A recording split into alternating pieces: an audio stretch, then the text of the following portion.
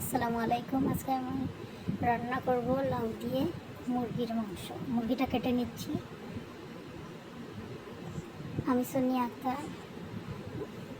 যাদের আমার YouTube channel ভালো লাগবে তারা সাবস্ক্রাইব করবেন। আর আমি মুরগি দিয়ে লাউ রান্না করছি, রান্নাটা কেমন হয়েছে কমেন্ট করে জানাবেন। এখন নিয়েছি লাউ, কেটে নিয়েছি, নিয়ে নিচ্ছি মাংস, সাথে দিলাম পেঁয়াজ, রসুন, হলুদের গুঁড়ো,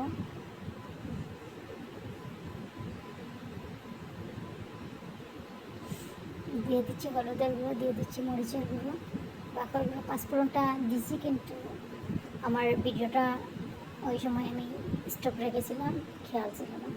এখন দিয়ে দিচ্ছি লবণ, তারপরে দিয়ে দিচ্ছি তেল। সব জিনিস দিয়ে এখন নাড়াচাড়া করে নেব। 5 মিনিটের জন্য চুলায় মিডিয়াম আঁচ করে বসিয়ে রাখবো, যাতে আমার মাংসগুলো আস্তে আস্তে কষানো হয়ে যায়।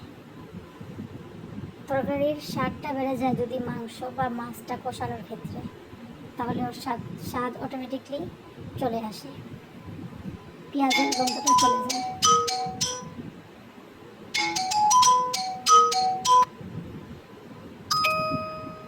আপনাদের যাদের ভালো লাগবে, কষানো আস্তে আস্তে হয়ে গেছে, অনেকটা হয়ে গেছে। এখন কালারও পরিবর্তন হয়ে গেছে, এই যে দেখেন, একটু আগের তুলনায় একটা ভাজা ভাজা হয়ে গেছে। এখন দিয়ে দিচ্ছি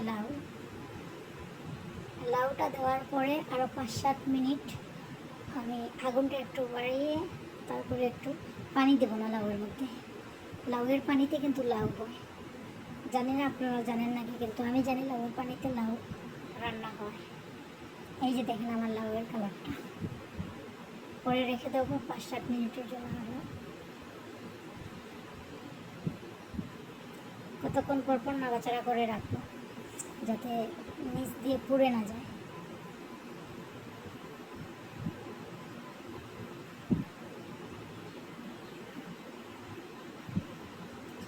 আপনারা কিভাবে রান্না করেন কমেন্ট করে জানাবেন।